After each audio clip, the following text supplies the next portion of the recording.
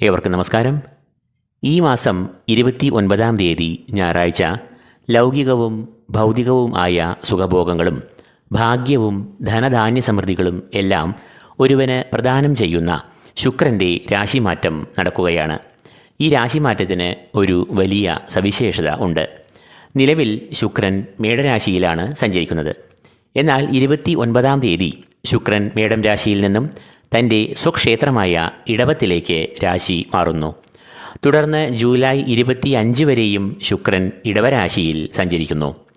ഏതൊരു ഗ്രഹവും സ്വന്തം ക്ഷേത്രത്തിൽ സഞ്ചരിക്കുമ്പോൾ ബലവാനാകുകയും തൽഫലമായി പ്രീതനായി ഗുണാനുഭവങ്ങളെ നൽകുകയും ചെയ്യുന്നു. അതിനാൽ ശുക്രൻ ഈ കാലയളവിൽ ചില കൂറുകാർക്ക് വളരെയധികം ഭാഗ്യങ്ങളെയും നേട്ടങ്ങളെയും ധനാഭിവൃദ്ധിയും നൽകുന്നു. എന്നാൽ ചില കൂറുകാർക്ക് ശുക്രൻ അത്ര അനുകൂലമായ ഫലങ്ങളെ നൽകുകയും ഇല്ല. ശുക്രൻ്റെ ഈ രാശിമാറ്റം 12 രാശിജാതരെയും അതിലെ 27 നക്ഷത്രജാതരെയും എങ്ങനെയെല്ലാം ബാധിക്കുന്നു, എന്തെല്ലാം ഫലങ്ങൾ നൽകുന്നുവെന്നാണ് ഇന്ന് നാം ഈ പരമ്പരയിൽ കാര്യകാരണസഹിതം പങ്കുവയ്ക്കുന്നത്. ഇടവക്കൂർ കാർത്തിക മുക്കാൽ, രോഹിണി, മകയിരം ആദ്യ പകുതി എന്നീ നക്ഷത്രങ്ങളാണ് ഈ കൂറിൽ വരുന്നത്.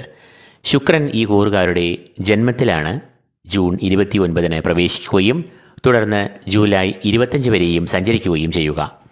ജന്മം അഥവാ 1-ാം ഭാവം എന്നത് ശാരീരികമായ ആരോഗ്യം, ഓജസ്, പിതാവ് എന്നിവയെല്ലാം കുറിക്കുന്നു. ജന്മത്തിൽ കൂടി സഞ്ചരിക്കുന്ന ശുക്രൻ വളരെയധികം ഗുണാനുഭവങ്ങളെ നൽകും.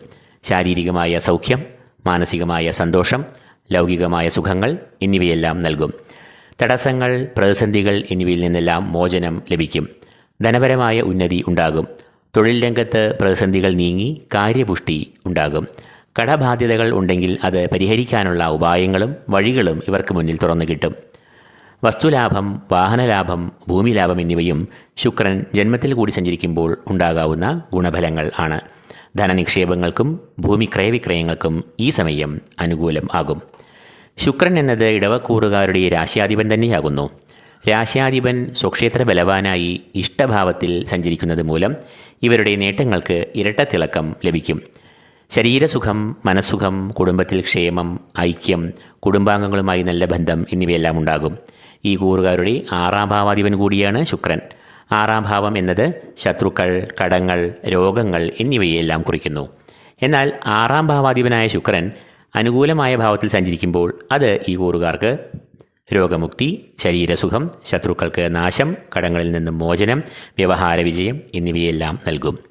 അപ്പോൾ വരുന്ന ശുക്രൻ്റെ രാശിമാറ്റം ഇടവക്കൂറുകാരായ കാർത്തിക മുക്കാൽ, രോഹിണി, മകയിരം ആദ്യ പകുതി എന്നീ നക്ഷത്രക്കാർക്ക് വളരെ അനുകൂലമായി ഭവിക്കുന്നു.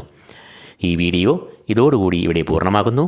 ഈ വീഡിയോ നിങ്ങൾക്ക് പ്രയോജനകരമായെങ്കിൽ ഈ ചാനൽ ലൈക്ക് ചെയ്യുക, ഷെയർ ചെയ്യുക. കൂടാതെ ഈ ചാനൽ സബ്സ്ക്രൈബ് ചെയ്യാത്തവർ സബ്സ്ക്രൈബ് ചെയ്യുക. ഏവർക്കും ഈശ്വര കടാക്ഷങ്ങൾ നേർന്നുകൊണ്ട് നിർത്തുന്നു. നന്ദി, നമസ്കാരം.